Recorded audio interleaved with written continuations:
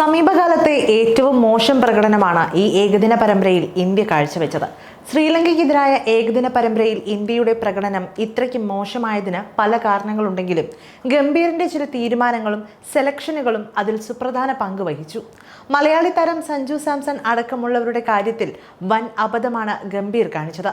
ഇക്കഴിഞ്ഞ T20 ലോകകപ്പോടെ Indian ടീമിന്റെ പരിശീലക സ്ഥാനത്ത് നിന്ന് പടിയിറങ്ങിയ രാഹുൽ ദ്രാവിഡിന് പകരം ആ സ്ഥാനത്തേക്ക് എത്തിയ ഗൗതം ഗംഭീറിൽ ടീമിനും ആരാധകർക്കും വലിയ പ്രതീക്ഷയായിരുന്നു തുടക്കം മുതൽ ഉണ്ടായിരുന്നത്.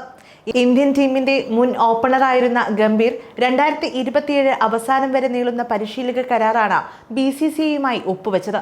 ഇക്കഴിഞ്ഞ ശ്രീലങ്കൻ പര്യടനത്തിലൂടെ ഇന്ത്യയുടെ പരിശീലകനായി ഗംഭീർ അരങ്ങേറ്റം കുറിക്കുകയും ചെയ്തു.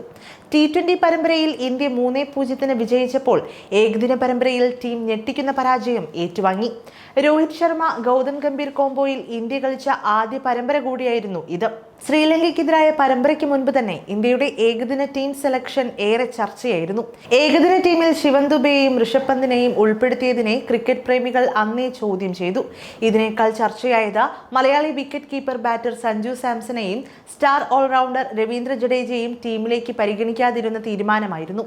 തന്റെ അവസാന ഏകദിനത്തിൽ, അതും ദക്ഷിണാഫ്രിക്കയ്ക്കെതിരെ അവരുടെ നാട്ടിൽ സെഞ്ചുറി നേടിയിരുന്ന താരമാണ് സഞ്ജു. ഏകദിനത്തിൽ മികച്ച റെക്കോർഡുള്ള സഞ്ജുവിനെ ടീമിലെടുക്കാതെ ഗംഭീറും ഇന്ത്യയുടെ മുഖ്യ സെലക്ടറായ അജിത് അഗാർക്കറും മണ്ടത്തരമാണ് കാണിച്ചത് എന്നാണ് ക്രിക്കറ്റ് വിദഗ്ധർ പോലും ചൂണ്ടിക്കാട്ടുന്നത്. ശ്രീലങ്കയ്ക്കെതിരായ ഏകദിന പരമ്പരയിൽ ഗൗതം ഗംഭീർ ഏറ്റവും വലിയ മണ്ടത്തരം നടത്തിയത് ബാറ്റിംഗ് ഓർഡറിലാണ്. ആദ്യ കളി മുതൽ അവസാന മത്സരം വരെ ബാറ്റിംഗ് ഓർഡറിൽ അദ്ദേഹം പരീക്ഷണങ്ങൾ നടത്തി. ഇതെല്ലാം ഫ്ലോപ്പായി എന്നതാണ് ഇതിലെ ഹൈലൈറ്റ്. 4-ാം നമ്പറിൽ മികച്ച റെക്കോർഡുള്ള ശ്രേയസ് അയ്യരെ ഒരു കളിയിൽ പോലും ഗംഭീർ ഈ പൊസിഷനിൽ കളിപ്പിച്ചില്ല. 3 ഏകദിനങ്ങളിലും 3 വ്യത്യസ്ത താരങ്ങളാണ് 4-ാം നമ്പറിൽ എത്തിയത്. ഇതിൽ 2-ാം ഏകദിനത്തിൽ ഫിനിഷറായ ശിവൻ ദുബെയെ 4-ാം നമ്പറിൽ ഇറക്കാനുള്ള തീരുമാനം ഇന്ത്യൻ ആരാധകരെ പോലും ഞെട്ടിച്ചു. 5-ാം നമ്പറിൽ മികച്ച റെക്കോർഡുള്ള രാഹുലിന് കളിച്ച 2 മത്സരങ്ങളിലും ഫേവറേറ്റ് പൊസിഷൻ ലഭിച്ചില്ല. ചുരുക്കി പറഞ്ഞാൽ മധ്യനിരയിൽ ഒരു താരത്തിനും അവർക്ക് മികച്ച റെക്കോർഡുള്ള ഇഷ്ട പൊസിഷനിൽ ബാറ്റ് ചെയ്യാൻ അവസരം ലഭിച്ചില്ല. ഇടയ്ക്കൊക്കെ പരീക്ഷണങ്ങൾ നല്ലതാണെങ്കിലും ഇതുപോലെ ഒരു പരമ്പരയിലുടനീളം പരീക്ഷണങ്ങൾ നടത്തുന്നതിനെ അബദ്ധമെന്ന് പറയാതെ വയ്യ. അതേസമയം ഗംഭീർ ഇന്ത്യൻ കോച്ചായി എത്തിയ ആദ്യ ഏകദിന പരമ്പരയിൽ ടീമിന്റെ പരാജയത്തിന് പ്രധാന കാരണം ബാറ്റർമാരുടെ ദയനീയ പ്രകടനം തന്നെയാണ്. രോഹിത് ശർമ്മ മാത്രമാണ് ഇന്ത്യൻ നിരയിൽ മികച്ച ബാറ്റിംഗ് പ്രകടനം കാഴ്ചവെച്ചത്. സ്പിന്നർമാർക്ക് മുന്നിൽ പതറുന്ന ഇന്ത്യൻ ബാറ്റർമാർ ആരാധകരെ ശരിക്കും ഞെട്ടിച്ചു.